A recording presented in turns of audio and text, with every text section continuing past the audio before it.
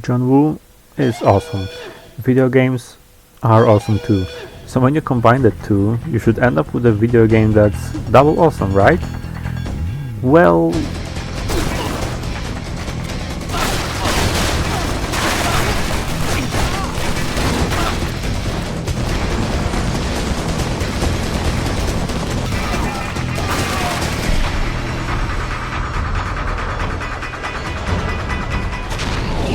John Woo Presents Stranglehold is a video game developed by Midway Chicago and published in 2007 by Midway Games. Is it as good as John Woo movies? Well, time to grab your golden beretta, because this is Stranglehold. A killer? The way I like it. You're the only one who does.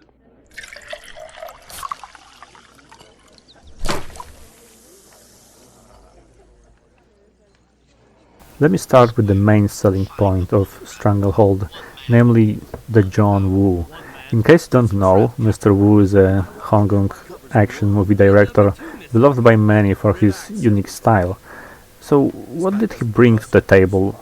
Well, he brought all sorts of goodies. His influence can be seen everywhere throughout the game. Slow motion, spectacular shootouts, great scenography, the story, and the dogs.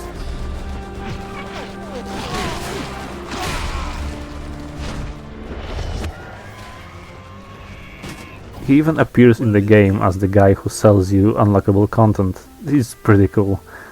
The game takes so much from John Woo's style that it basically tries to be a John Woo movie, but video game, you know? I told you not to go in alone. I didn't. Brought my two friends. And what is a John Woo movie without the shootouts? Shooting in the game is alright, nothing bad, nothing amazing either. Guns feel alright, headshots are satisfying, and shotgun works like a shotgun should work. It's powerful, one shot, one kill, you know, it's nice. Now, the addition of slow motion, destructible environment, and power moves, now that is something that really spices up the gameplay. Diving in slow motion is something we know all too well, but grinding the rails, riding carts, and doing crazy spin moves with doves flying in the background, now that's what really makes the game stand out.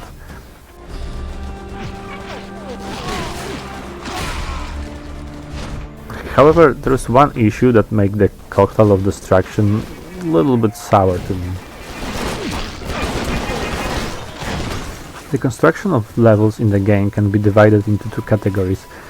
Linear levels, so basically fancy corridor-like levels, and shootout arenas. Sadly, the shootout arenas take up the most of the gameplay time.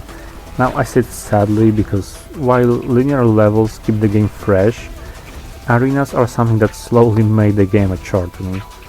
You see, when you play those linear levels, you get more of that progression feeling, you know? Sure, you are still shooting the same goons you've been shooting 10 minutes ago, but because you are moving forward in the game world, you get the impression that you are actually progressing with the game. On the contrary, in those shootout arenas, you can't really tell how long this battle will go on for. It's been 5 minutes of me shooting those guys, and am I in the middle of the battle? At the end, I can't tell because the enemies keep spawning all around me. It all makes the game redundant, sadly, and with an action game, redundancy is the last thing you want the player to feel, right? And when you reach the end chapter of the game, those terrible shootout arenas are all that the game throws at you, and that redundancy slowly turns into frustration, because you end up running around the same level and shooting the same enemies for 10 minutes or so, and even well-designed levels can't change that. And trust me, the level design in this game is great. I'm with the band.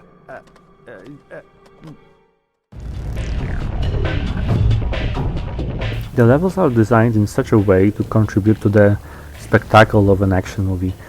Random fruit baskets waiting to be turned into colorful dust, glass fish tanks asking to be shattered into pieces, concrete pillars just begging to be reduced to rubble. And all of that is accompanied with a sound design so great that I'm just gonna shut up now, turn off the music, and let you listen to that symphony of distraction.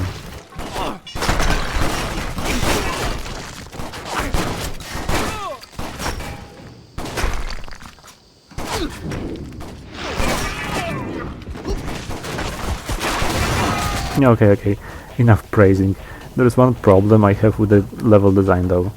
You see, while at the beginning of the game the levels are filled with those interactive objects that you can use to kill the baddies, the further you progress with the game, the less of those objects you can find.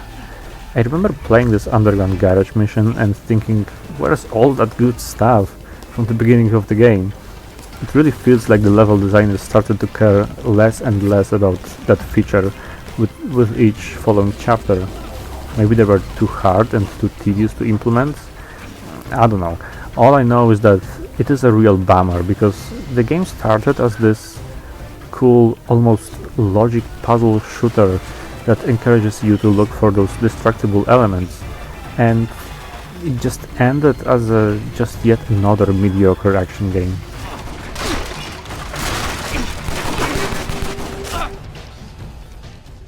You are big enough to have a street address.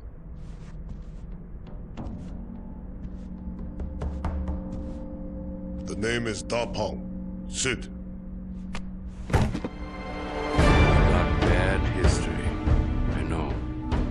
Before I jump into my summary, let me briefly tell you about the story in the game. I said briefly because the story here is exactly what you would expect from an action movie. There are memorable characters there, but not so memorable that you will quote their lines. Do me a favor. Kill yourself! There are plot twists and reveals, but you can see them coming beforehand. There's even some romance and drama in the story too, but again, it ain't gonna make you cry or anything. No. Of my father seeing us together. He warned us once. Are you sorry? Long story short, no pun intended, it's okay.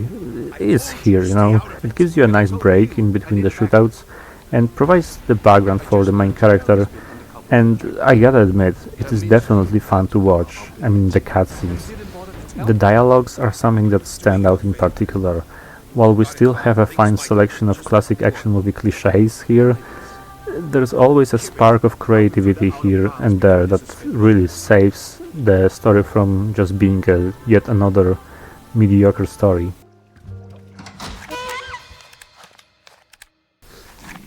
Oh, and yeah, Stranglehold can be funny too. Who told you to stop playing? Many jokes that characters make, and the visual comedy definitely hits.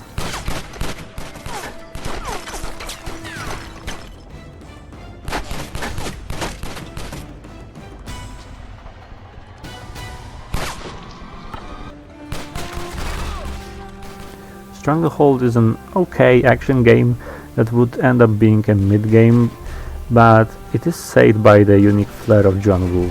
Seriously, all those John Woo-esque elements raise the note to 6 out of 10 for me.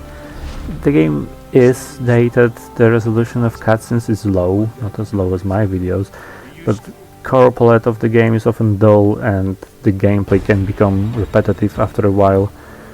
On the other hand, the characters and story is fine, shooting is alright, and the destructible environment really does the job.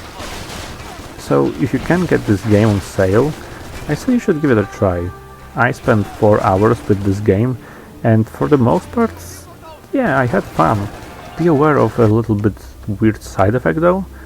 Since I finished the game, I've been feeling a strange urge to see Face-Off again.